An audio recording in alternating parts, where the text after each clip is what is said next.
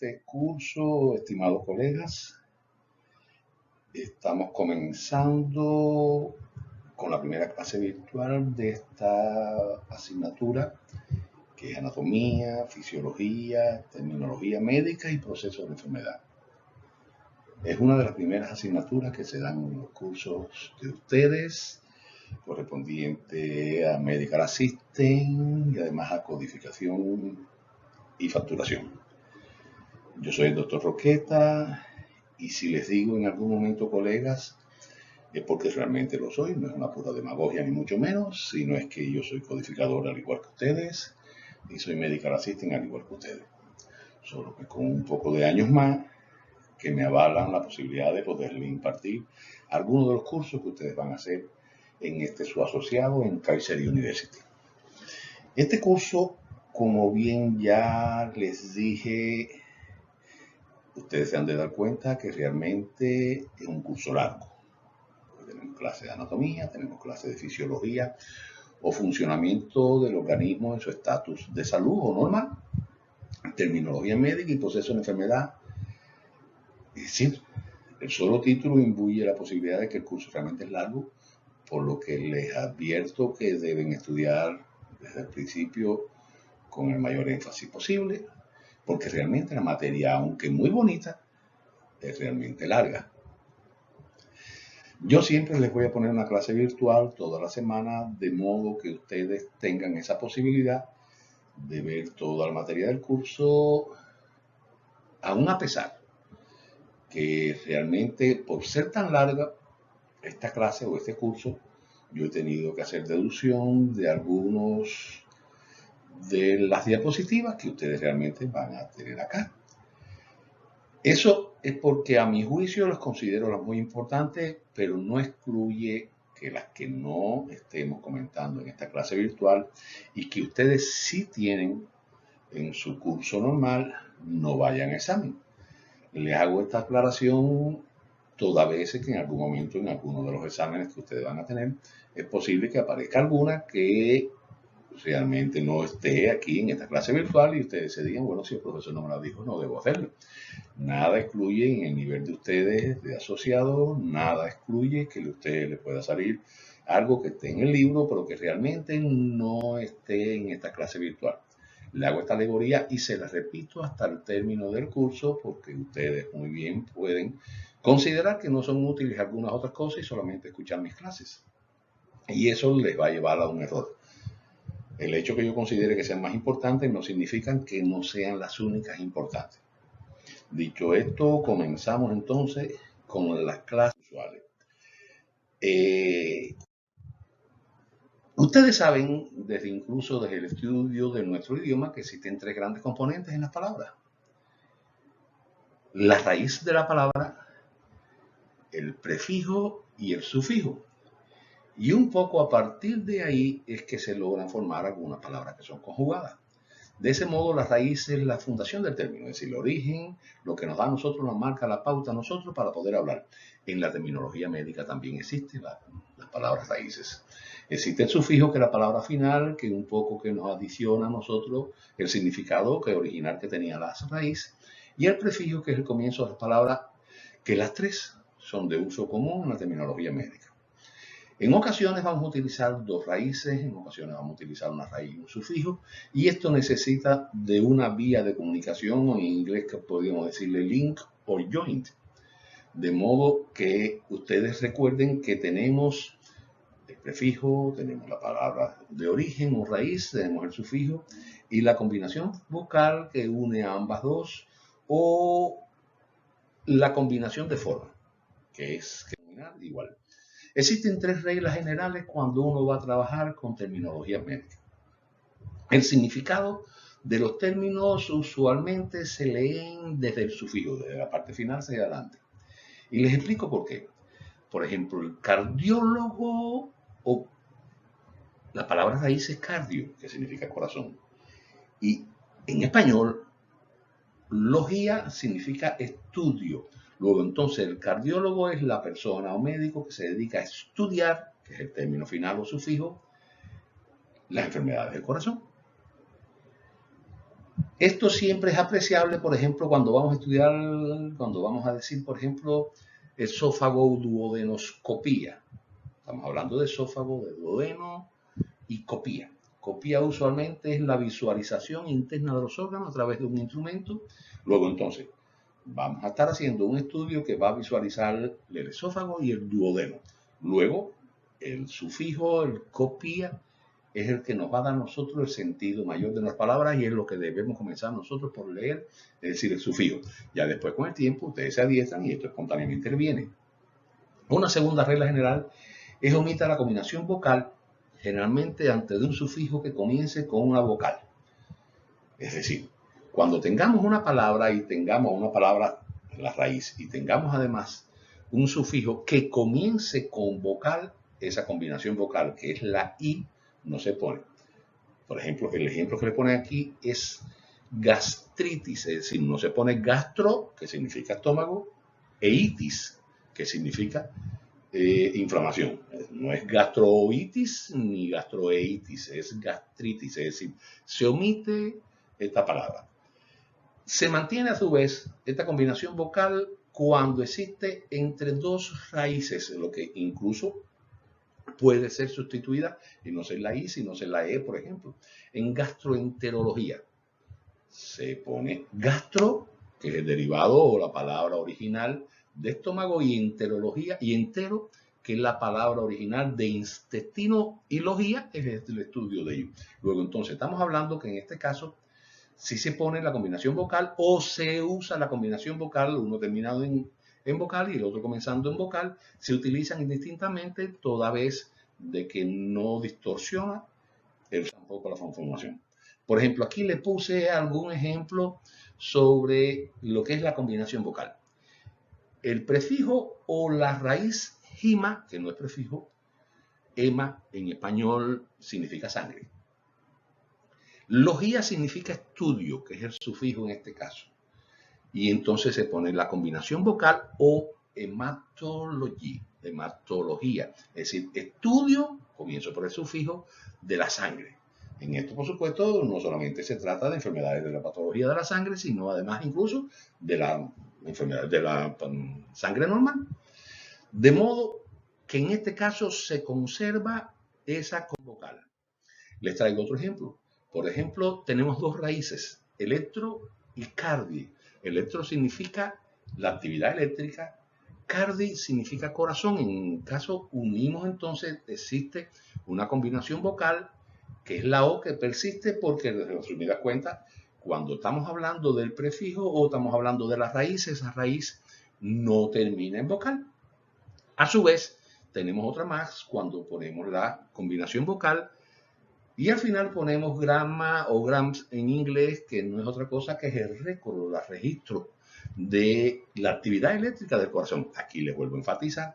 Comenzamos por el sufijo, el registro o el récord de la actividad eléctrica que tiene el corazón. Aquí le decía el ejemplo aquel de la gastritis, que no se pone la combinación vocal porque luego entonces se distorsiona incluso el sonido. El gastritis, gastro significa estómago, es la raíz, e itis es inflamación, que nos da a nosotros detalles realmente de que existe una inflamación del estómago. Aquí no se utiliza vocal. Por ejemplo, epi es un prefijo que nos dice a nosotros encima, sobre, por encima de. Gastro significa estómago e ic, que significa relativo o perteneciente a algo.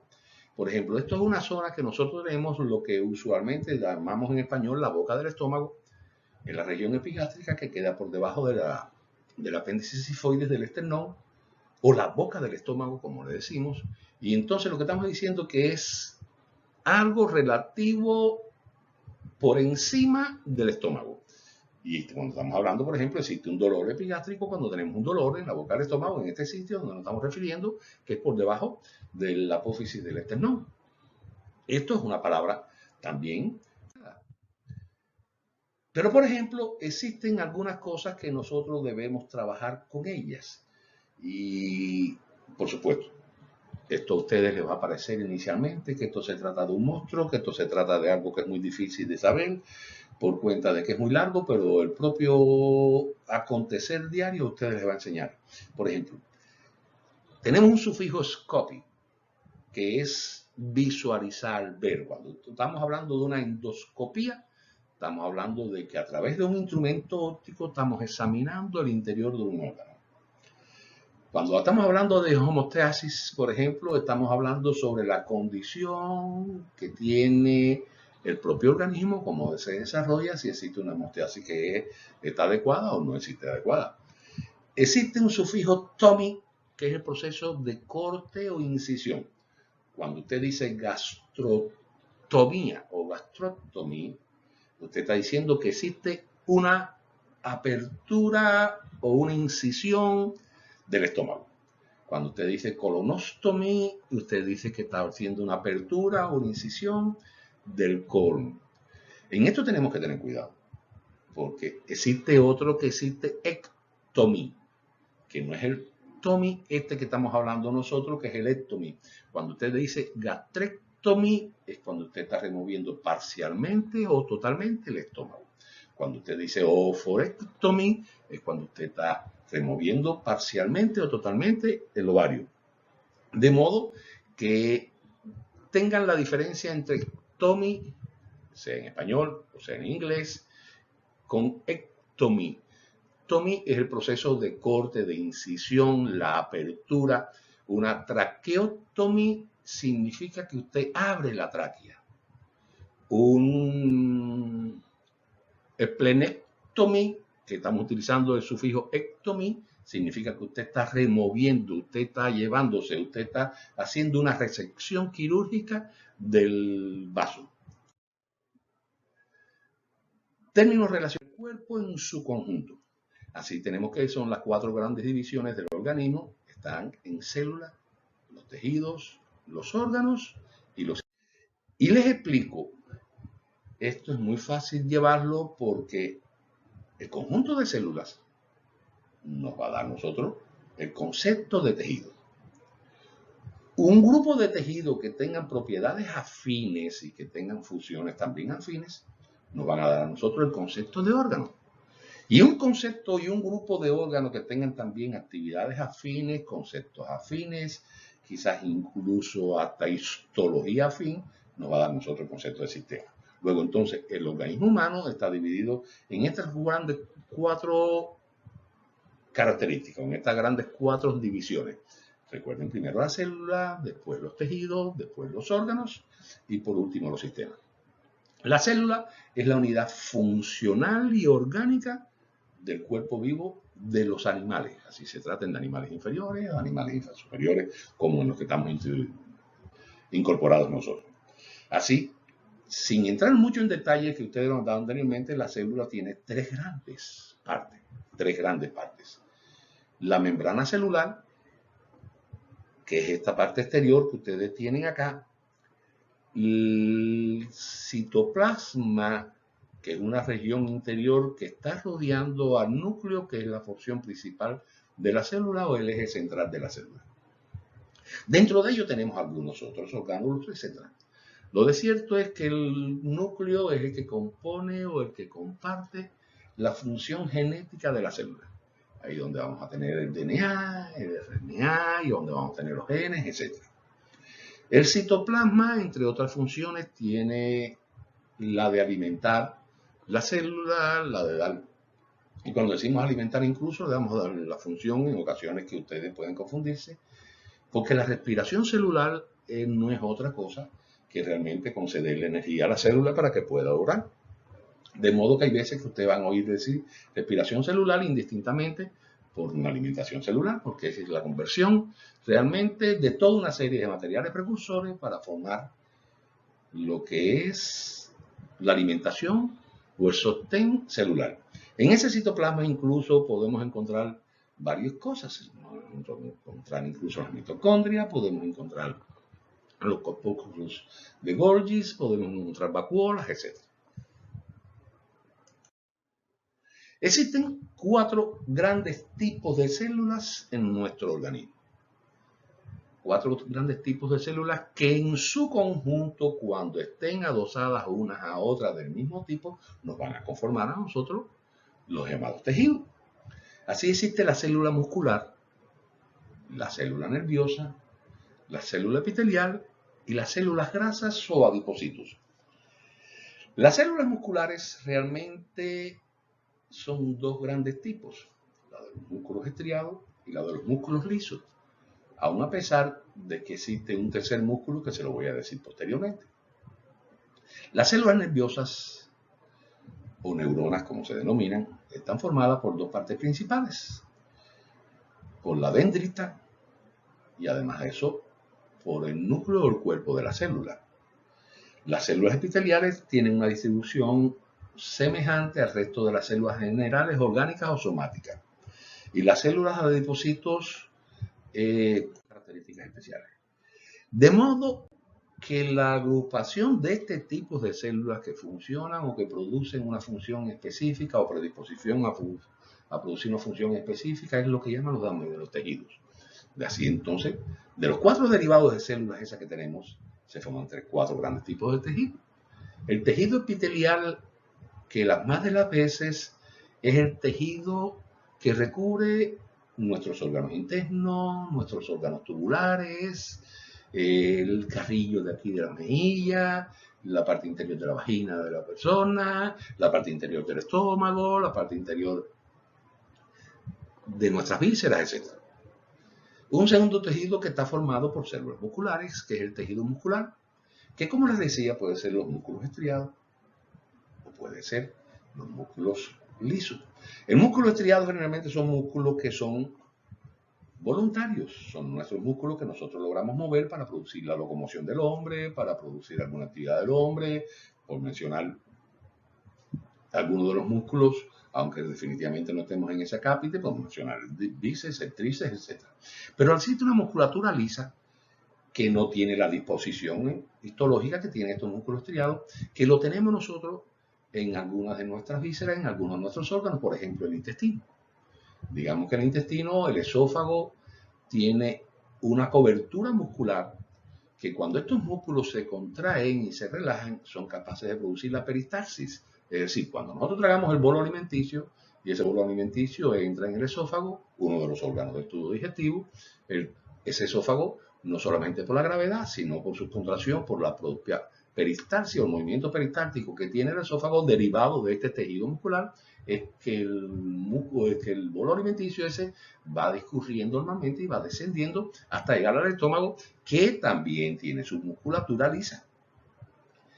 Existe un tercer grupo muscular que es el corazón, que el corazón comparte características de ambos tipos.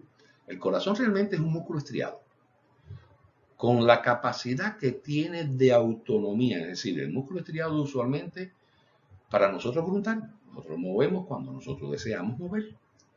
Y el corazón tiene la diferencia o la semejanza que puede tener con el músculo liso, que no es voluntario, que es involuntario, aún a pesar que nosotros querramos o no querramos incrementar la actividad muscular cardíaca, nosotros no podemos hacerlo. Entonces, es un músculo estriado que tiene características involuntarias. El tejido conectivo las más de las veces funciona como tejido de sostén. Como tejido de sostén, por ejemplo, tejido conectivo, en piel hay mucho tejido conectivo, en los músculos también hay tejido conectivo, en los ligamentos hay tejido conectivo, los tendones son tejido conectivo, etc. Y el tejido nervioso tiene la particularidad que logra transmitir el impulso eléctrico de una célula a otra, de una neurona a otra, valga decir, y son capaces de establecer conexiones que son motoras o sensitivas. Cuando hablamos de conexiones motoras, estamos hablando de las células nerviosas que tienen que ver con el movimiento.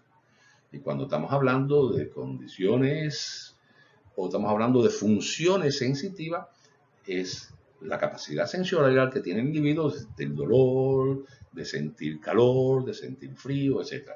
Es decir, que el tejido nervioso está formado por 2 grandes vías. Una vía que es la motora y una vía que es la sensitiva. Así los órganos entonces son diferentes tipos de tejido que combinados forman un órgano. Y ese es el sistema de órganos o esos grupos de órganos que trabajan juntos para realizar una función fisiológica compleja, es lo que nosotros llamamos los sistemas. Así, viendo entonces, adentrándonos un poco en la anatomía, existen cavidades y existen órganos. Y no necesariamente todos los órganos tienen que estar incluidos en cavidades, aun cuando es muy semejante. Por ejemplo, para muchos existen cavidades anteriores y para otros existen cavidades posteriores. A mí esa técnica, ese término realmente no me gusta tanto, toda vez que me gusta más establecer las cavidades cualquiera sean del organismo. Así, por ejemplo, tenemos la cavidad craneal, que es la que está dentro del cráneo, por así decirlo, y que contiene los órganos más importantes del sistema nervioso central. Cuando decimos cavidad craneal, esta cavidad craneal se comunica o se continúa con la cavidad espinal. La cavidad espinal realmente lo que contiene es la médula espinal, que también parte del sistema nervioso central. Y a su vez da forma o donde emergen los nervios espinales, nervios que salen por cada uno de los segmentos espinales. Existe una cavidad torácica que es la delimitación por encima, limita con el cuello, por los laterales anteriores, por la región anterior y lateral delimitan con las costillas o parrilla costal. Con la región posterior limita con la propia cavidad espinal y por debajo limita con el diafragma. Englobado en ese sitio tenemos nosotros los pulmones, el corazón, el esófago, la tráquea, los bronquios, la glándula del timo, los grandes vasos como la aorta, como la subclavia que sale de acá, como las carótidas que salen del callado aórtico, etc. Esa es la cavidad torácica, que les repito, delimita por su parte inferior a través del diafragma con otra cavidad, que es la cavidad abdominal. La cavidad abdominal es una gran cavidad que está delimitada por encima con el diafragma. Lateralmente está delimitada por la pared abdominal anterior, lateral y anteriormente por la pared abdominal anterior, donde se pueden incluir muchos órganos. ¿Qué sucede? Que esa cavidad va tomando una forma romboidea en la medida que se va acercando, va descendiendo.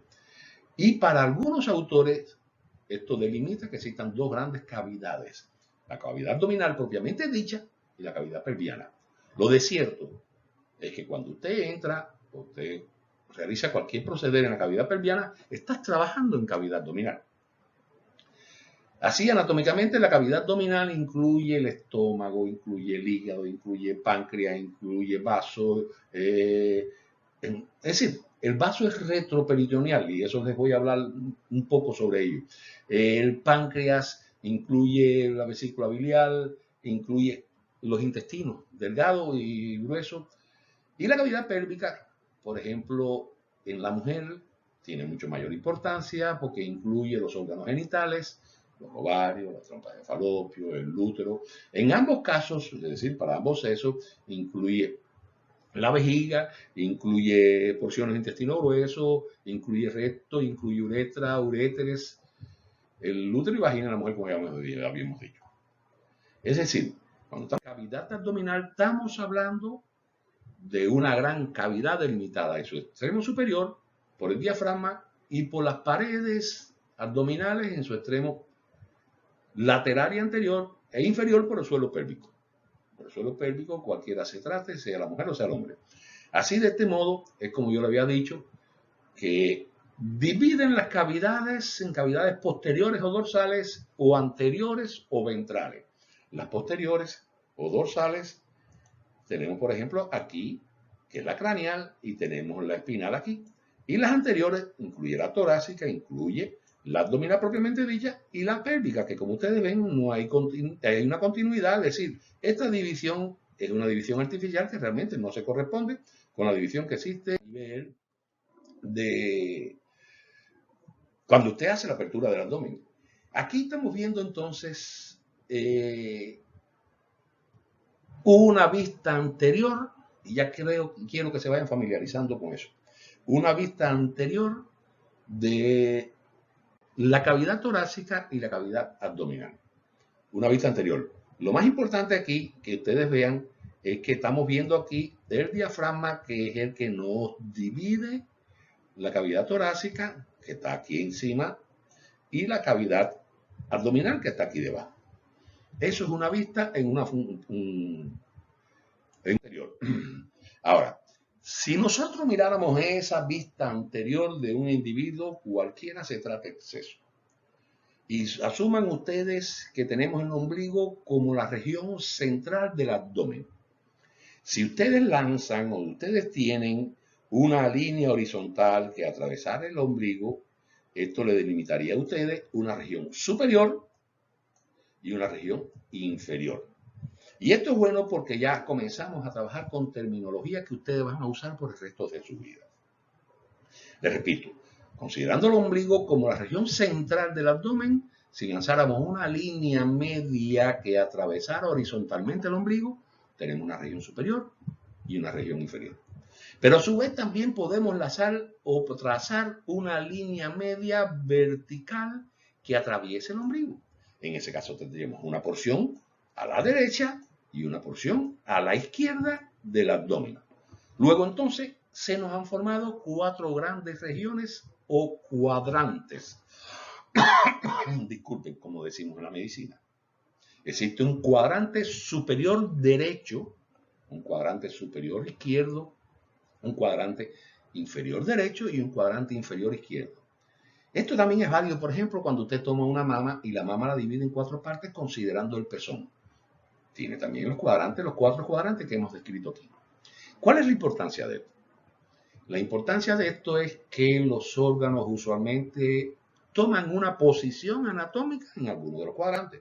Cuando estamos hablando del cuadrante superior derecho, que es este que tenemos aquí, ustedes están viendo aquí el hígado, están viendo la vesícula aquí, están viendo una porción del estómago que está en ese cuadrante superior y una porción de los intestinos, sobre todo el intestino grueso y una porción del intestino delgado.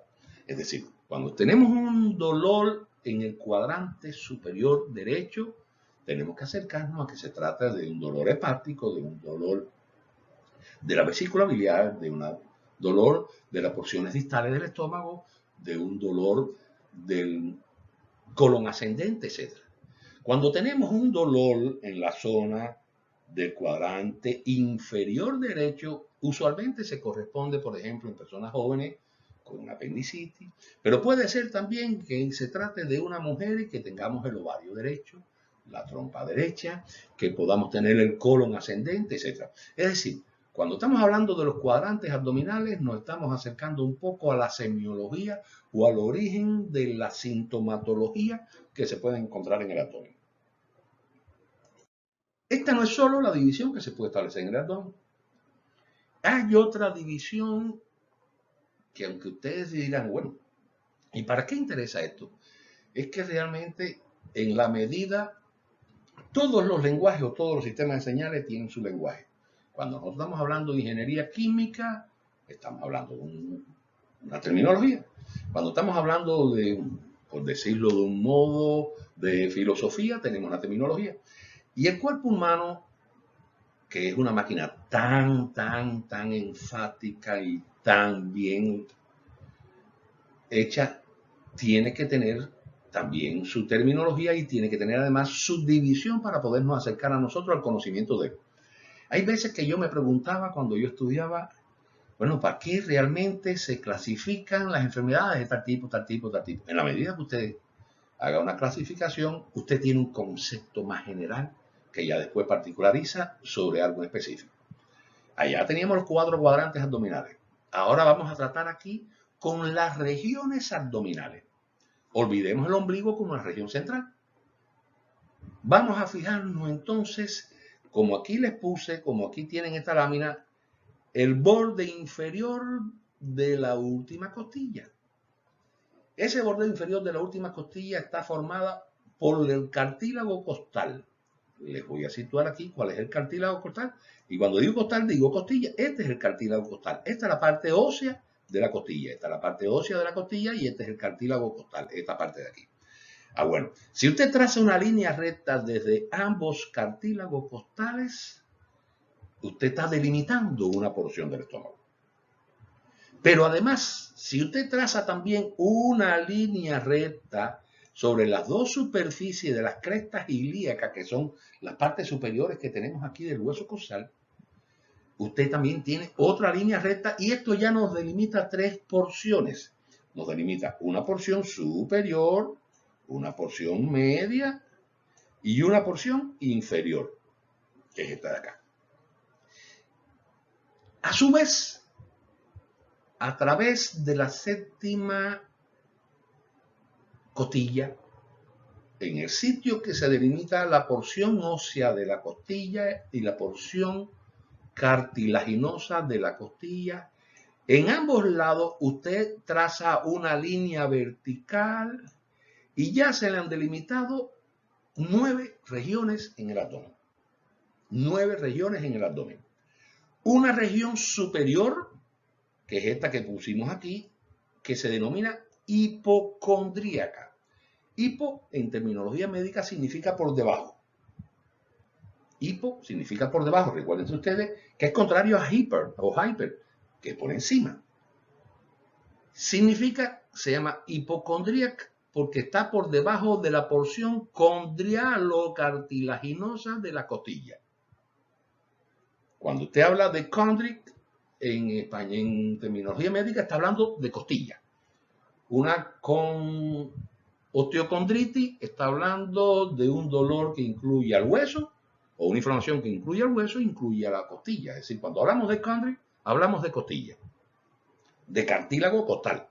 Entonces, esta región está por debajo de la parrilla o de los cartílagos costales. Por eso se denomina hipocondrial. Existe una región que es la región del medio que habíamos delimitado, que va a estar en relación con la región periumbilical, es decir, alrededor del ombligo. Y una región inferior que las más de las veces está por debajo del estómago, que está aquí debajo, y ellos le llamaron originalmente hypogastric o hipogastrio. Es decir, tenemos 3 grandes regiones según las líneas horizontales. La hipocóndrica porque está por debajo de los cartílagos costales. La umbilical o periumbilical que está por debajo de esa. Y la hipocóndrica o hipogástrica, perdón, porque ellos denominan que está por debajo del estómago, que también se le llama inguinal, que es la que está en el borde inferior. Hemos dicho que teníamos entonces 2 líneas verticales. Luego entonces esta región hipocóndrica que se llama aquí encima tiene una porción derecha.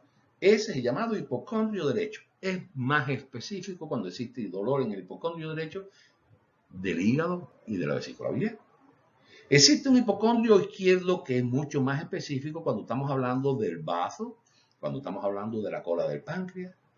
Y existe una región intermedia entre ellos, que es lo que le habíamos dicho ahorita cuando le mencionaba sobre la raíz y sobre un prefijo. El epigastrio. El epigastrio está por encima del estómago. Entonces, estas 3 regiones superiores del abdomen, estamos hablando de hipocondrio derecho, hipocondrio izquierdo y epigastrio. La región intermedia se corresponde con la región del centro, que es la región umbilical, esta que está aquí, la región umbilical, y las 2 regiones laterales donde se ubican los riñones que aquí no se ven, porque resulta ser que están detrás del peritoneo, pero se llaman regiones lumbares porque se corresponde con la región lumbar de la columna y donde usualmente están ambos riñones. Es decir, cuando estamos hablando de un dolor en región lumbar derecha, nos estamos acercando más a vías urinarias derechas. Región dolor lumbar izquierdo es que estamos acercándonos mucho más a la región donde duele el riñón izquierdo, el uréter, etc. Y la región inferior es la inguinal derecha, donde está el conducto canal inguinal, que es usualmente donde se producen las grandes hernias, donde se produce incluso la oforitis derecha, donde se produce la inflamación de la trompa derecha, etc.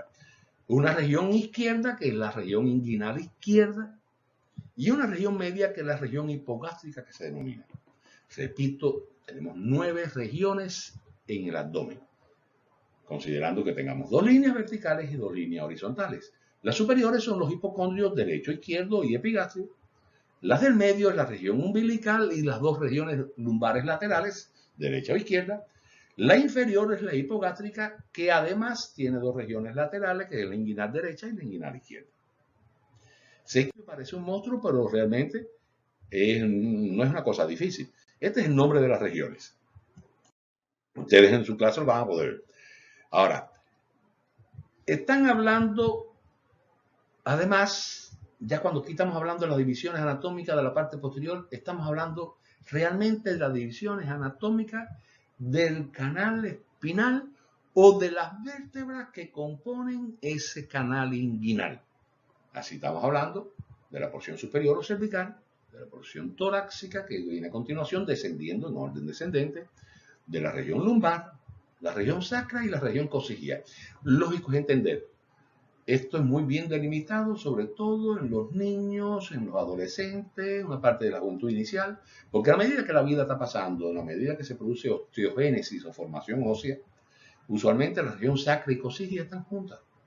O realmente el sacro que tenía originariamente, y ustedes vamos a verlo ahora, 5 vértebras, se fusiona y se forma un solo hueso, por decirlo. Aquí tienen. Esta es la imagen que les logra decir. Así tenemos 7 vértebras cervicales que se usan o en terminología médica se trata generalmente sobre con la letra inicial que corresponde a la región y el número de vértebras. Estamos hablando de C1, de C3, de C4, C5. Son la segunda región, la región torácica, que está compuesta por 12 vértebras. Así estamos hablando de T1, T2, T3, T4, etc. Estamos hablando de la tercera región, que es la región lumbar, que está formada por 5 vértebras. Así hablamos L1, L2, que es la región donde usualmente, junto con el final de la región torácica, donde usualmente se producen más hernias discales. Existe una región sacra que también tiene formada por 5 vértebras, que les repito, aquí incluso lo pueden ver, se fusionan todas esas vértebras y forman un solo hueso que es el sacro, con el decursar de la vida. Y la región coccygeal, que es realmente lo que muchos decimos, el huesito de la alegría, etc., que es la expresión terminal allá, que inicialmente también está formado por 5 porciones, que luego se solidifican o se fusionan y forman una sola. Luego, ahora entramos en un tema que quiero que le pongan atención. Con mi ayuda y con la ayuda del libro, ustedes sean capaces de entender esto y va a ser mucho mejor. Cuando usted mira este hombre que nosotros tenemos acá en esta figura, usted puede ponerla en vista anterior, es decir, que usted le esté viendo los ojos, o usted puede ponerlo en vista lateral, como usted lo tiene aquí, que esté viendo de los lados, por los lados de ese hombre. ¿Qué sucede? Todo lo que queda para arriba es superior. Lo que queda hacia abajo es inferior. Y ustedes dirán, bueno, eso yo lo infiero. Así hablamos que la cabeza está en la porción superior de nuestro cuerpo. Los pies están en porción inferior de nuestro cuerpo. Pero si nosotros tomáramos esta extremidad, que es la extremidad superior, el hombro está en una porción superior con referencia a la extremidad superior. Y los dedos o falanges están aquí, o dígitos, en la porción inferior de la extremidad superior. No sé si me están siguiendo en el concepto que les quiero inferir. No solamente la cabeza, la porción superior, y no solamente los pies, la porción inferior.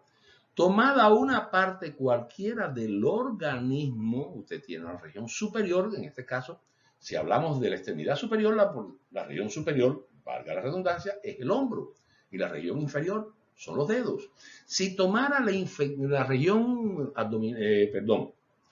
la extremidad inferior, la región superior sería la articulación femoral o coxofemoral. Y la región inferior sería entonces el pie. Pero si usted toma una región más corta y usted dice el abdomen, La región superior del abdomen sería aquí donde está el epigastrio. Y la región inferior del abdomen sería aquí en la región inguinal. No sé si logran entender bien ese concepto. Eso es con referencia a ser superior o a ser inferior. Pero existe una porción anterior, es decir, la que mira hacia el frente de la persona. Como el nombre lo dice, es anterior. Pero también se denomina ventral porque resulta ser que es para donde mira el vientre. Existe entonces una región posterior o dorsal, que es donde se ve al individuo por su región posterior, por la parte de atrás, por decirlo de un modo mejor, un modo que logre entender. Esa región también se le llama dorsal, pero no es porque exista solamente a nivel de tórax y abdomen una región anterior. La región anterior de la cabeza es la cara. La región posterior de la cabeza es esta región aquí atrás donde tenemos nuestra región occipital. La región anterior del muslo, por decirlo de un modo, es la región esta anterior del muslo. Y la región dorsal del muslo es esta de aquí atrás, o región posterior del muslo. Hasta ahí estamos entonces. Pero entonces existe otro término que nos habla a nosotros. Cuando nosotros, por ejemplo, abrimos abdomen, abrimos aquí, hacemos una laparotomía y abrimos el abdomen, la piel es el elemento más superficial que tenemos, pero en la medida que nos vayamos adentrando, vamos profundizando y los órganos se hacen más profundos. Así podemos hablar en región superficial abdominal, tenemos la piel, el tejido celular subcutáneo, el músculo recto abdominal, etc. Y en la región profunda del abdomen podemos encontrar el peritoneo posterior, podemos encontrar los órganos que están allá detrás. Pero tenemos aún otro término más que es el proximal y el distal. El nombre lo infiere. Proximal significa que está en la zona más próxima al eje medio del organismo. Les explico. Y distal en la región más alejada del eje medio o del centro de nuestro organismo. Cuando estamos hablando de, por ejemplo, el muslo como está en esta figura, el muslo es la región más próxima que existe del muslo es esta. Y la región más lejos que existe del muslo es esta. Luego, cuando decimos la región proximal del muslo, nos estamos acercando a la región que está más cerca donde nace el muslo. Y la región distal es la región más lejos donde nace el muslo. En el ejemplo que le había puesto anteriormente, en región superior o región inferior del miembro de la extremidad superior derecha, la región que está más cerca del eje medio del organismo, que es este, es el hombro. Esta es la región proximal entonces. Y si usted extiende la mano, la región más alejada que tiene, acá se la pongo, la región más alejada que tiene, que es esta de aquí, es la región distal. Luego, visto el hombre, en esta posición lateral tiene una región superior, que es cuando da para encima, una región inferior cuando da para abajo, una región anterior o ventral cuando mira al vientre, mira hacia adelante, correlacionando el rostro del individuo. Una región posterior o dorsal cuando mira hacia detrás. Una región superficial cuando está en la superficie del organismo. Y una región profunda cuando está en el interior del organismo. Una región proximal es cuando está más cerca de la línea media y una región distal cuando está más lejos de la línea media. Esto es importante porque ahora vamos a trabajar con planos, con los términos posicionales y direccionales del organismo. Y esto es importante conocerlo. Si esa mujer que nosotros tenemos en nuestra presencia, fíjense ustedes en este plano que estamos tomando, es decir, cogemos y le dividimos aquí al centro de la cabeza, al centro de la nariz, centro de la boca, al centro del tórax, al centro del abdomen. Tenemos un plano completo que nosotros hemos dividido a esa persona, sea hombre o sea mujer, en el plano sagital que se llama. Es decir, cuando hacemos esa división que dividimos acá, por supuesto tenemos una región izquierda y una región derecha. En este caso, este plano sagital que nosotros tenemos aquí divide en una región derecha y una región izquierda. El abdomen en una región derecha y una región izquierda. La extremidad inferior, una región derecha y una región izquierda. Divide todo nuestro organismo en una región derecha y una región izquierda. Esto es fácil de inferir, esto es muy fácil, pero ¿qué tal si nosotros hacemos esa división sagital en el brazo o en el antebrazo y en el brazo? Es decir, dividimos sagitalmente y tenemos una región derecha de la extremidad superior y una región izquierda de la extremidad de esa extremidad superior. Ahora, tenemos otro plano, digamos, cuando nosotros tenemos y dividimos a esa persona no en el plano sagital, que es este de la frente, sino en el plano aquí lateral. Es decir, dividimos el organismo completo, dividimos la cabeza, dividimos toda la cavidad torácica, toda la extremidad superior. En ese caso, tendríamos una región anterior o frontal, que es esta que ustedes están viendo aquí, y estamos hablando de este plano, del plano frontal, que se denomina una región anterior y una región posterior. La anterior es porque da hacia adelante, o ventral, como lo había dicho, y la posterior porque da hacia atrás. Ese mismo brazo que lo habíamos dividido, esa extremidad superior que lo habíamos dividido en una vista sagital, podemos dividirla en una vista anterior también, en una vista frontal, y en este caso tenemos una región anterior del brazo que está aquí y una región posterior del brazo. Y cualquiera de las partes que tomemos de nuestro organismo y efectuemos este corte, como se denomina, o esta línea frontal, como se denomina, tenemos una región anterior o ventral y una región posterior o dorsal. Pero entonces también tenemos otro plano, que es este que tenemos acá, que es el plano transversal. El plano transversal es una división, como el nombre lo indica, transversal de nuestro organismo o de alguna porción del organismo. En este caso tendríamos por encima de esa región transversal la región superior, y por debajo de ese plano transversal en la región inferior. Ahora podemos también dividir, digamos, este corte transversal aquí en la extremidad superior. Tendríamos entonces una región superior de la extremidad superior y una región inferior de la extremidad superior, como si dividimos, por ejemplo, aquí en un corte transversal, el muslo. Tenemos una región superior del muslo y tenemos una región inferior del muslo. Esto es importante que se conozca que estos tres planos que estamos hablando, el plano sagital que divide en derecha e izquierda, el frontal que divide en anterior y posterior, o el transversal que divide superior e inferior, no solamente es aplicable al organismo como un ente total, sino cada región del organismo nosotros tenemos región anterior y posterior, tenemos región superior e inferior y tenemos región derecha e izquierda. Eso es lo que es. Existe otra clasificación que es muy sencilla, que es cuando usted tiene, o cuando la persona está acostada mirando hacia arriba, se denomina supino. Cuando está mirando hacia abajo, se denomina prono. ¿Y por qué es así? Usualmente, nosotros vamos a hacer esa diferencia y cuando decimos de cúbito supino, estamos hablando que esa persona está acostada mirando hacia el techo. Y de cúbito prono cuando estamos acostadas mirando hacia abajo.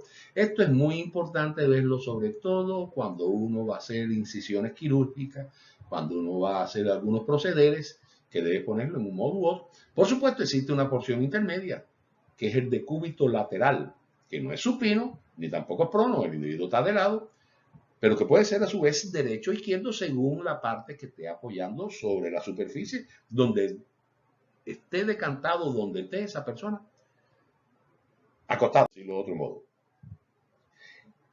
Aquí estamos hablando sobre algunos de los prefijos que no creo que sea importante hablarlo, porque definitivamente ustedes deben de leerlo, solo que puse algunas imágenes aquí. Por ejemplo, el a o an es el anteverso, es la parte negativa. Cuando usted dice anisocoria, es que, por ejemplo, las dos pupilas no están mirando lo mismo, no están dilatadas en el mismo modo. Cuando tú dices asintomático, es que no existe síntoma, etc.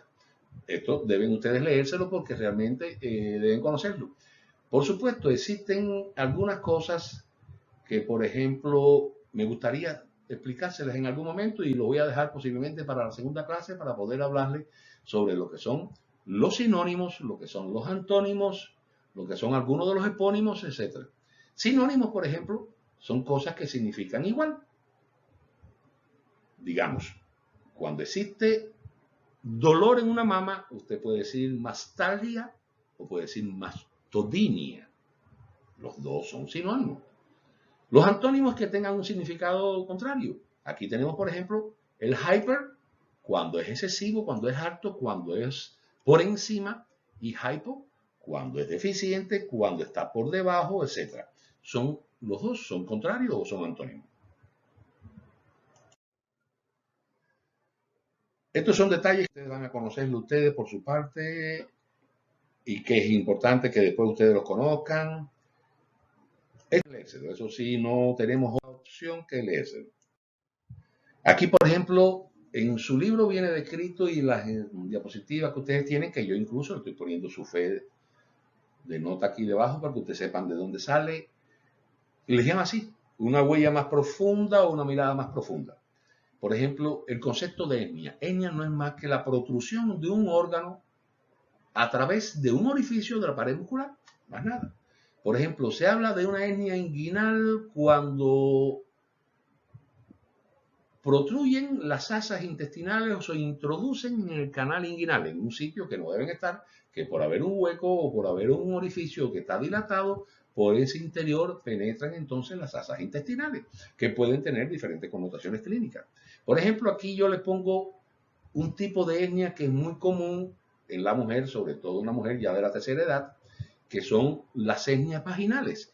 Se denomina cistocel, que es este nombre que está aquí, cuando aquí está el útero, este es el útero, esta es la vejiga, este es el recto, y en la pared anterior de la vagina, que es esta, la vejiga protruye o sale o entra aquí, que no debe verse, incluso en el introito vaginal. Esta es la llamada etnia anterior de la vagina o cistocele, porque es dependiente de la vejiga.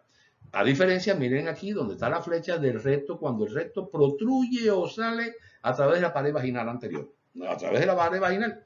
Y entonces en este caso se denomina un rectocele. Por ejemplo, algunos de los términos que se utilizan, digamos, en la sangre, aunque cuando demos la sangre vamos a decirlo, vamos a mencionarlo con mayor énfasis.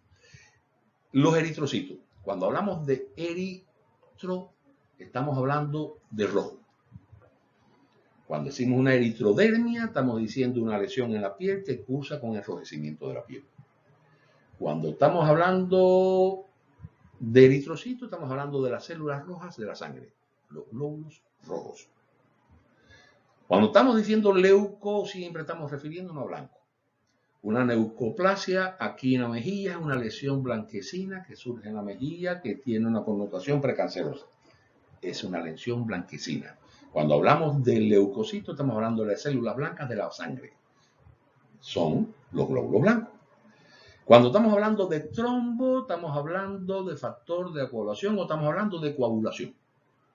Luego, entonces, si decimos trombocitosis, es porque existe un incremento de los trombocitos o de la acción trombocítica. Si decimos trombocitopenia, es porque estamos hablando de que existe poco trombocito o plaquetas. Estamos hablando entonces que son células que intervienen en la coagulación.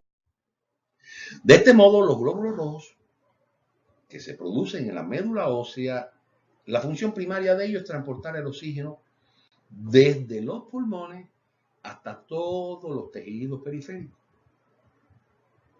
Todos los tejidos periféricos. Y lo transportan a través de un grupo que tienen o de un compuesto que tienen una hemoglobina que está formada por una proteína, además de un grupo EMS o un grupo de hierro. Eso a grandes rasgos lo que es un eritrocito o glóbulo rojo.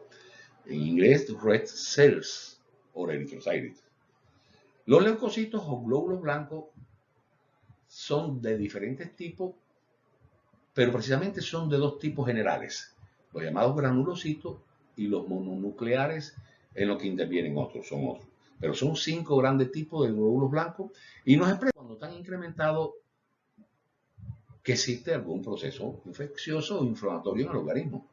Así, los granulocitos, que es una de las divisiones que tienen, incluyen los eosinófilos, que tienen que ver mucho con los factores alergénicos e incluso parasitarios, los basófilos y los neutrófilos, que son los que más rápido se mueven cuando existen infecciones bacterianas. Los mononucleares son los llamados linfocitos, que tienen funciones específicas, y los monocitos. No voy a entrar en detalle con las funciones específicas que tienen. Ahora, los trombocitos o plaquetas, o thrombocytes o platelets, que se llaman en inglés, se forman en la médula ósea también y tienen una función muy importante en la coagulación sanguínea. Así existen enfermedades que cursan con aumento de las plaquetas, que las más de las veces, yo por ejemplo, mi práctica personal no las he tenido, y la que más he tenido es con plaquetopenia, o decir, con disminución del número de las plaquetas. Así estamos hablando de osis cuando incrementa y penia cuando disminuye. Vayan tomando detalle de toda esta terminología. Ahora, por ejemplo, estamos hablando, por mencionarles algunos aspectos curiosos que tienen que ver con asuntos relativos a la patología o a la fisiopatología. La acromegalia se trata de un trastorno endocrino, y cuando decimos acro decimos porciones distales, porciones alejadas del centro o del eje medio del organismo. ¿Cuáles son las porciones acrales? Los pies, las manos, en la cabeza, el arco superciliar, etc. Es un trastorno endocrino, la acromegalia, que se produce por un aumento de la hormona del crecimiento después de la pubertad. Se produce por grandes extremidades de la persona, se produce por la voz, se le torna gruesa, se le torna ronca, y no soy yo precisamente un acromegálico. Las manos se le tornan grandes, se le tornan, realmente son pseudópodos prácticamente lo que tiene esta persona. Por ejemplo, la esplenomegalia, estamos hablando del aumento del tamaño del vaso. Y aquí nos vienen a la colación dos sufijos. Fíjense ustedes, en primero que decíamos acromegalia, es decir, incremento o aumento de tamaño de las regiones distales del organismo. Y esplenomegalia, aquí tenemos incremento o aumento del spleens o vaso. Es decir, este es el crecimiento del vaso. Y se produce por patologías como, por ejemplo, cuando se produce una destrucción exagerada de los glóbulos rojos. Aún se puede quitar, los glóbulos rojos no realmente condicionan de que existan, el vaso no realmente condiciona de que puede existir una patología, aún a pesar de que el vaso es muy necesario. Por ejemplo, estamos hablando de la condición del RH.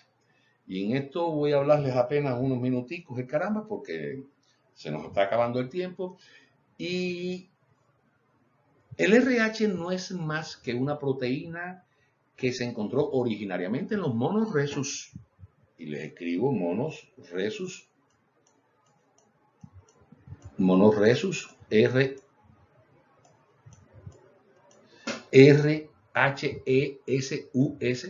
en los monos rhesus, de ahí que se tomaran los dos primeras iniciales o las dos primeras letras, RH. La presencia de esta proteína en la membrana del hematocito o del eritrocito o del hematío o del glóbulo rojo es indicativo de que se tiene la proteína esta y se es un RH positivo, y la no presencia es un RH negativo. ¿Qué sucede? Que un antígeno, para que ustedes tengan una historia, es realmente una sustancia que es extraña al organismo. Y el organismo, en consecuencia, produce anticuerpos para la destrucción de ese antígeno o esa sustancia extraña. Esta es la llamada reacción antígeno-anticuerpo. ¿Qué sucede usualmente en las madres que son un grupo negativo?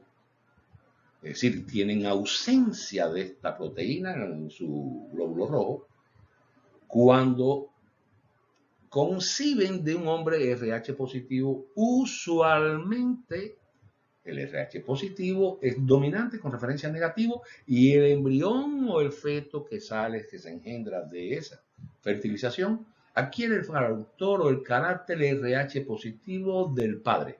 Es decir, ese niño tiene en la cubierta de su hematío glóbulo rojo una proteína que le actúa a la madre como un antígeno, como un cuerpo extraño, y la madre, en consecuencia, produce para combatir a ese cuerpo extraño que tiene. Así se trata entonces que, miren, aquí tienen la imagen, el antígeno positivo y la madre es antígeno negativo. Ese antígeno positivo pasa a la circulación materna, como aquí está diciéndose, y la madre produce entonces la formación de anticuerpos. Anticuerpos que tratan de destruir todo ese tejido positivo que está, que en consecuencia es el nene. ¿Qué sucede? Que esto tiene realmente una progresión geométrica. Les explico qué es eso. Durante un primer embarazo usualmente no se produce problema. Durante un segundo embarazo existe probabilidad que se suscite ese problema en un doble de condiciones con referencia al primer embarazo. En un tercer embarazo existe el doble de probabilidad de que se produzca con referencia al segundo. En un cuarto existe el doble de probabilidad que se produzca con referencia al segundo. Quiere decir que esto generalmente a través de algunos mecanismos inmunológicos que la mujer tiene, se produce memoria contra el próximo que vaya llegando que sea positivo. Lógico, existen procederes clínicos que disminuyen o atenúan esta reacción antígeno-anticuerpo o la producción consecuente de la eritrogastlosis fetal, que es así como se denomina el trastorno en el recién nacido, que nace con una destrucción acelerada de los glóbulos rojos y por consiguiente se produce una hemólisis, se produce una ictericia o coloración amarilla e incluso si se produce un incremento muy grande de esa ictericia, el llamado kerníptero, que puede producir trastornos incluso a nivel neurológico, etc. Esto es a grandes rasgos lo que es la eritrogastosis fetal o reacción antígeno-anticuerpo por un mecanismo que les es más común a ustedes. Entonces, la anomalía congénita no es otra cosa que una irregularidad de una estructura de órgano con la que se nace. Con la que se nace. Aún a pesar de que existen anomalías que no se manifiestan al nacimiento, que se van a desarrollar durante cierta edad y que no necesariamente son anomalías congénitas. Anomalía congénita es la que usted ve cuando nace. Un síndrome de Down es una anomalía congénita, eso no se quiere. Un síndrome de Cray-Duchat es una anomalía congénita, con eso no se quiere. Una tetralogía de Fallot es un problema del corazón que se nace, con eso no se quiere. Pero existen incluso enfermedades que, aunque no dan manifestación congénita, es decir, que no son enfermedades que se manifiestan inmediatamente en el nacimiento, en el futuro pueden debutar. Digamos, un hijo de madre y padre diabético tiene la probabilidad muy alta, por encima de un 90 y tanto %, de devenir en un diabético posterior, de desarrollar la enfermedad. Lógico, existen criterios que pueden decir que si tiene una dieta normal, etc., ese individuo puede que nunca sea diabético, y es cierto. Eso es el concepto de anomalía congénita. Así tenemos entonces, ustedes conocen lo que es un signo y lo que es un síntoma. El síntoma no es otra cosa que lo que expresa el paciente con referencia a lo que está sintiendo. Es decir, nos expresa el paciente eso. Cuando nosotros tenemos un síntoma, puede o no ser observable ese síntoma. El paciente nos dice que está vomitando y si vomita en nuestra presencia, nosotros vemos que está vomitando. Es decir, el síntoma es expresión subjetiva de la patología del paciente o de lo que el paciente está refiriendo sentir.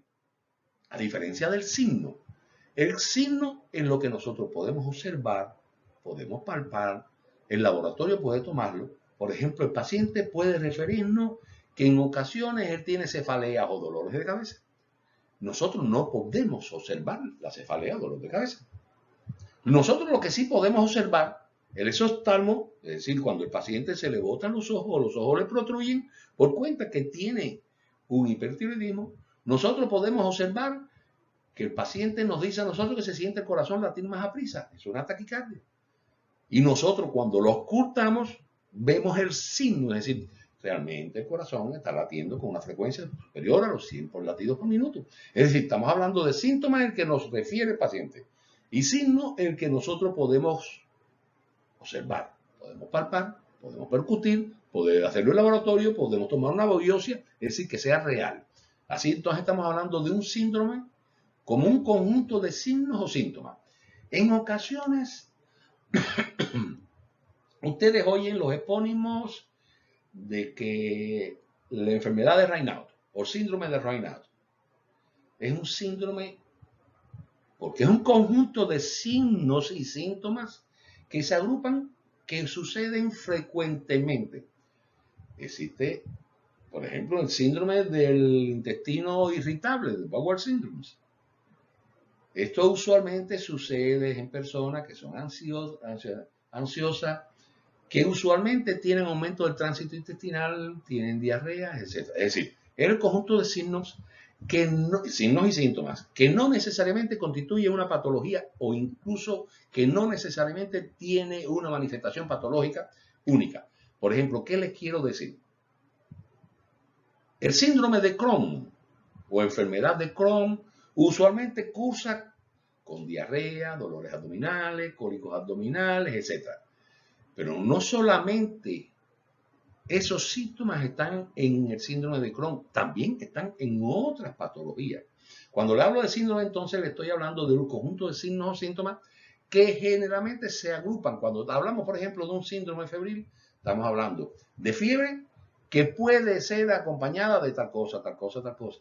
Es lo que llamamos nosotros un síndrome. Por ejemplo, el síndrome de Reyes, que aquí le puse yo un ejemplo, se caracteriza por vómitos, inflamación del cerebro o encefalitis, aumento de la presión intracraneal, eso es muy grave, con hipoglicemia y disfunción del hígado.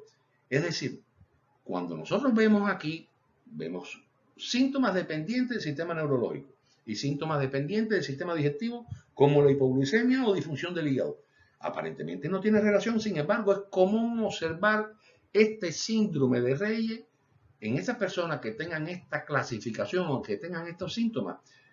Responden usualmente a un tratamiento de un tipo o pueden no responder a un tratamiento de un tipo. Es decir, estamos hablando como un síndrome, como algo que nosotros englobamos, donde nos incluimos un conjunto de síntomas o un conjunto de signos que no necesariamente deben dependerse de una patología única en específico. Por ejemplo, estamos hablando, para que ustedes vean aquí, sobre terminología médica, sobre términos que se utilizan. Por ejemplo, cuando existe una laparotomía, es decir, estamos abriendo el abdomen, podemos hacer una prostatectomía, es decir, retirar o remover la próstata a través de una laparotomía abdominal, es decir, a través de una apertura del abdomen. Sin embargo, existen otras técnicas quirúrgicas como esta que se están describiendo aquí, que es la resección transuretral de la próstata o transurethral resection of prostate, que son sus siglas en inglés. Es decir, a través de la próstata se introduce un instrumento, a través de la uretra, transuretral, se denomina, se introduce un instrumento que nosotros vamos a resecar la próstata por segmento. Vamos a ir sacando segmentos, arrancando segmentos, tomando porciones de la próstata hasta que la retiramos completa. Créanme que es mucho más eficaz y por otra parte que trae menos reacciones colaterales y menos efectos secundarios que normalmente el que existía cuando se asistía a una prostatectomía por vía abdominal. Por ejemplo, ecografía. Grafía significa, o grafía en inglés, significa registro visual. Y eco es el registro visual que se produce luego que se administran ondas sonoras que son capaces de darnos una imagen en una pantalla. Por ejemplo, esto es una ecografía de un nené donde se le ven los ojos aquí, es lo que estás viendo aquí, el otro ojito aquí, la boquita, y como ustedes, realmente el rostro, la carita es esta. Y realmente ustedes saben que a través de una ecografía o ultrasonido nosotros podemos detectar, además de ver caracteres externos de la persona, si varoncito, una hembra, etc., podemos incluso diagnosticar patologías intraútero e incluso tomar acciones o procederes guiados por la ecografía en el útero. En la segunda parte de esta clase inicial o de esta charla virtual inicial vamos a tratar sobre la piel. Las funciones que tiene la piel. Lo primero es una membrana protectora del organismo o el primer mecanismo de defensa que tiene nuestro organismo. Así, incluso también además tienen que ver un efecto regulador con la temperatura. Tiene receptores que nos dan a nosotros sensaciones de frío, de calor, etc. Y Todo esto nos sostiene o nos da una estructura independiente que nosotros llamamos hemostasia, es decir, nos da un environment, un ambiente en el interior de nuestro organismo que está protegido por esta primera sistema de defensa que tiene nuestro organismo. Así la piel produce sudor, produce sebo a través de la glándula sebácea, recibe las sensaciones y tiene receptores que son capaces de poner la piel o no. ¿De qué ustedes creen incluso que la piel se nos ponga a nosotros de gallina cuando tenemos miedo? ¿De qué creen ustedes incluso cuando tenemos frío, que se nos ponga la piel erizada, como llamamos nosotros, que es para retener el calor, etcétera? Así la piel tiene tres grandes porciones o tres grandes partes. La parte superior o más externa, que es la epidermis, que es muy delgada, muy fina. Una región dérmica, que es la región más gruesa que existe, que es fibrosa, densa y está formada de expensa generalmente tejido conectivo. Y una región inferior o subcutánea o hipodermis o hypodermis en inglés, que es de gran grosor también, y los tejidos que tienen grasa. De ahí que se llame tejido subcutáneo o tejido adiposo subcutáneo. Estas tres capas de la piel es importante que las conozcamos porque, por ejemplo, existe una cosa muy típica, las quemaduras. Cuando nosotros tenemos una quemadura de primer grado, cual se denomina, o epidérmica, es una quemadura muy superficial y que generalmente duele mucho. En la medida que la quemadura va profundizando, se va agravando o se considera que tiene un efecto más nocivo sobre la salud del individuo. Así existe una quemadura de segundo grado o dérmica y una quemadura de tercer grado o hipodérmica, que cuando eso sucede se ha destruido incluso los terminales nerviosos que existen en la piel y esa quemadura en específico no duele. Ya incluso es mucho más grave, mucho más severa cuando el quemado está quemado y le dice no tengo dolor. Es decir, estamos hablando de que una quemadura ha extendido su profundidad allá del epidermis. Entonces, de este modo, aquí ustedes ven los estratos que son la epidermis, que es la capa más superficial, realmente muy fina, la dermis, que es la capa más gruesa, y la hipodermis o tejido celular subcutáneo, que es muy rico. Existen órganos complementarios de la piel. No solamente la piel la vamos a ver como el órgano mayor del organismo, sino además existen otros órganos complementarios que debemos estudiar, aun a pesar de que la patología no nos puede quizás preocupar tanto en este momento, porque ustedes tienen más acceso a ello. Existe el pelo o el cabello, que surge a partir de un folículo piloso, uno de los accesorios que tiene la piel, las glándulas sebáceas, que son capaces de producir un sebo que lubrica la piel e sirve como una membrana mecánica para la no adquisición de algunas patologías. Las glándulas sudoríparas, que producen con sudor, que es un mecanismo termorregulador, además de que es un mecanismo de excreción. Es decir, no solamente nosotros excretamos a través de la orina y las heces fecales, a través del sudor también excretamos. Incluso a tal punto de que, por ejemplo, un paciente grave que está en una sala de cuidados intensivos, hay que controlar los ingresos que tenga y los egresos que tengan diariamente. ¿Sí? Cuánto está orinando, cuánto está haciendo caca y además si ha tenido fiebre, cuál ha sido la cantidad aproximadamente de sudor. Todo eso se mide para poder calcular el balance hidromineral o hidroelectrolítrico que puede tener o que debe tener el individuo en condiciones normales. Las uñas son placas de queratina que recubren los dedos. Ustedes lo conocen y existe alguna patología inherente a las uñas. Aquí tenemos las lesiones más frecuentes que ocurren en la piel.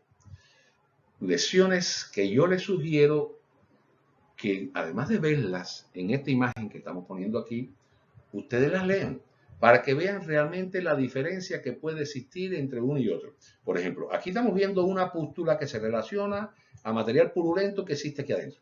Esto es material purulento. Aquí estamos viendo un quiste que es un material no purulento, que puede ser de consistencia sólida o de consistencia líquida. La diferencia que existe entre ellos. La vesícula, por ejemplo, no es más, lo que llaman en inglés blister, no es más que una secreción serosanguínea que puede ser, que está aquí por debajo inmediatamente de la piel, que no es purulenta.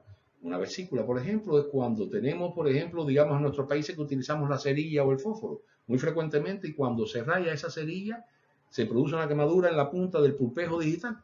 Eso es una vesícula, es decir, esa ampollita que se forma inicialmente. Y aquí entonces estamos viendo algunas de las lesiones que existen en piel, que yo les sugiero, les repito, que se las revisen, y además de revisarlas, que de ser posible logren diferenciarla para que tengan certeza sobre alguna de las patologías de piel. Por ejemplo, ya les hablaba sobre lo que era signo y síntoma. En ambos casos aquí, en estas imágenes que tenemos dos signos claros. Aquí existe una ausencia del pelo en este sitio del niño, que es una alopecia. A la alopecia puede ser, es un signo, que además de eso puede ser concurrente de muchas enfermedades. Una tiña corpórea produce alopecia. Una enfermedad, digamos, psíquica puede producir una alopecia. Es decir, estamos hablando de un signo que nosotros podemos apreciar, que podemos ver, y que nos va a mostrar a nosotros, nos va a orientar sobre el diagnóstico de una patología en específico. Aquí esto es una equimosis, que es una mancha violácea, negruzca, que se sucede en la piel luego después de haber un traumatismo, que ustedes incluso pueden ver aquí grande. Es decir, cuando existe confluencia, como aquí, a ver, déjenme tratar de buscar. Cuando existe confluencia incluso de aquí, puede ser que incluso que exista un hematoma. Todo esto es una región equimótica que se denomina. Aquí, por ejemplo, tenemos petequia. La petequia es posible que ustedes la hayan visto en personas que tienen trastorno de la coagulación, que son manchas que salen diseminadas por todo el organismo. Son manchas de este tipo. Fíjense la diferencia que existe incluso en las manchas estas con las manchas estas que existen aquí. En otros sitios, estas manchas son elevadas, enrojecidas, que en este caso corresponden a una urticaria. Y urticaria no es otra cosa que una reacción alérgica que puede existir en la piel a cualquier cosa. Nos damos una sustancia que puede estar en contacto con la piel por la ingestión de un alimento, por la ingestión de un medicamento, etc. Estas son lesiones urticarianas que se denominan, y estas son lesiones equimóticas que se denominan. Signos evidentes. Aquí, por ejemplo, el acné también, además de ser una enfermedad, cursa con un signo de erupciones, aquí como ustedes lo están viendo, máculopostulosas o papulopostulosas que se producen en el folículo piloso, que se ingurgita de pus, y ese pus incluso puede, ya es una infección secundaria. Y todo esto, miren, aquí lo tienen ustedes, cómo es como se forma realmente el acné. Es decir, estamos hablando aquí de lesiones más frecuentes que existen en la... La quemadura. Le había hablado que la quemadura, según el grado de interés o según el grado que interese en la estructura de la piel, así se van a categorizar de primera, segunda o tercera, o es más bonito decirlo en términos médicos como epidérmicas, dérmicas o hipodérmicas. Incluso hay veces que los quemados o los quemólogos, los médicos que se dedican a esto, clasifican incluso las dérmicas o de segundo grado en dérmicas superficiales, en dérmicas profundas, pero no entremos en este detalle. Lo que yo quiero es que ustedes sepan que las quemaduras, y sobre todo los efectos de lo que van a hacer codificador, no solamente devienen por el calor, también existen quemaduras por compuestos químicos que a los efectos de los codificadores se llama corrosión, y en ese caso tienen que codificarla como corrosión o como quemadura. Aquí las tienen. La celulitis es una infección aguda, difusa de la piel. Estamos hablando de que toma un segmento de piel. El eczema se ve muy frecuentemente en las dermatitis alérgicas. Es una inflamación de la piel con lesiones eritematosas, es decir, enrojecida. Y síndrome papulovesical, es decir, se producen ampollitas con material líquido en el interior. Las enfermedades virales y exantematosas. Estamos hablando de las enfermedades usuales que nos dan a nosotros durante la niñez. El típico caso es la rubiola, que salen vesículas también o pápulas que tienen un contenido líquido también en piel. La gangrena es cuando se produce una ausencia de irrigación en una porción específica del organismo. Así estamos hablando que la gangrena produce una necrosis del tejido. Créanme, cuando ustedes alguna vez vean una gangrena, jamás se van a olvidar, incluso por el olor que comporta. El linfático es muy común, ustedes lo han visto mucho, sobre todo los que tenemos hijos, es un pioderma que es producido por un estafilococo, estreptococo usualmente, en los niños lo vemos aquí peribucales. La psoriasis es una enfermedad de la piel crónica recurrente en la que se invoca que existen factores genéticos, factores psicológicos, etcétera, y cursa como una dermatitis crónica resistente con escamas, gris plateadas, etcétera. La sarna, por ejemplo, podemos ver las dos frecuentes causas más frecuentes que son parasitosis en la piel, que pueden ser incluso la periculosis en piel, que son muy frecuentes en nuestros países de origen, muy frecuentes en nuestros países de origen. Aquí se ve muy poco. Aquí vemos, por ejemplo, infecciones o lesiones que existen en piel. La tiña corporis, una enfermedad fúngica o una enfermedad producida por un hongos. La tiña también producida por un hongo que incluso puede nombrarse como una onicomicosis, porque es realmente una onicomicosis, es decir, una micosis de la uña que puede ser producida incluso por una tiña. Es decir, no solamente son diferentes los hongos que son capaces de producir eso. Así, por ejemplo, ustedes han visto que el lupus eritematoso tiene usualmente con sede una lesión en alas de mariposa que hay aquí en la piel, que nos da a nosotros detalles sobre, incluso es un signo que es casi único del lupus eritematoso. Cuando nos estamos en presencia podemos hacer diagnóstico de eso. El vitiligo, que no es más que la ausencia de melanina o de pigmento melanógeno en la piel. La piel no tiene su coloración normal y adquiere una coloración blanquecina en la piel. El vitiligo. Por ejemplo, neoplasias cutáneas benignas. El callo es una neoplasia porque definitivamente es una excrescencia que existe en la piel. Aquí tenemos un queloide que todos conocemos, por ejemplo, cuando hemos tenido alguna cirugía y se desarrolla después una excrescencia en la cicatriz quirúrgica, mucho más frecuente en la persona de color negro, que lo de cierto entorpece la herida, con una herida que usted suponía como cirujano que iba a quedarle muy bonita, se desarrolla un queloide que no tiene que ver con la técnica quirúrgica y sí tiene que ver con el proceso de cicatrización normal del individuo. Existen otras lecciones, por ejemplo, la leucoplasia es un área blanquecina engrosada que usualmente sale en las mejillas aquí por dentro y que debe siempre ser biopsiada, es decir, siempre se le debe hacer una biopsia. La queratosis actínica es una enfermedad que cursa con engrosamiento de la piel, con escamas también de la piel, con prurito en ocasiones. El nevo no es más que una lesión pigmentada, es decir, un lunar grande. Las verrugas son producidas por múltiples causas, sobre todo el papiloma, el que más lo produce, etc. Aquí, por ejemplo, tenemos las neoplasias cutáneas malignas, tenemos el carcinoma de célula basal. Los más de las veces estos dos carcinomas, es decir, de células escamosas y células basales, son malignos. Si los deja evolucionar son malignos, pero usualmente la evolución que ellos tienen no es tan mala toda vez que como se suceden en zonas expuestas generalmente al sol, estamos hablando de la cara, estamos hablando del torso, etcétera, son cosas que inmediatamente nos damos cuenta, el paciente se da cuenta precozmente y eso les hace que precozmente vayan a visitar al médico y les hace que la evolución sea mucho mejor. El ABC del melanoma maligno. El melanoma, ustedes saben que es con mucho el cáncer de piel que comporta mayor malignidad. Y se denomina el ABCD porque estos son las iniciales sobre algunos signos que nosotros debemos observar o que el dermatólogo en específico observa. Cuando se trata de una asimetría, es con mucho compromete mucho más la malignidad del melanoma. Si esa asimetría se debe a que tiene bordes irregulares, con mucho también un concepto que nos da aviso sobre la malignidad del melanoma. Si el color tiene variación en la misma lección, es decir, estamos hablando de que las lesiones, los bordes son rosáceos y en el centro se torna aún más negro, es decir, estamos hablando que existe un cambio grande en la coloración de la piel, esto es un signo de malignidad además. Y además el diámetro que sea mayor de 6 centímetros. Es decir, cuando nosotros no solamente en el melanoma, sino estemos en presencia de un cáncer de piel o una lesión de piel que sea asimétrica, que sus bordes sean irregulares, que tenga cambio de coloración y que además de eso tenga un diámetro que exceda los 6 milímetros, siempre es un signo de alarma de nosotros de llevar a pensar que se tiene un cáncer de piel y por supuesto tomar la conducta que sea adecuada.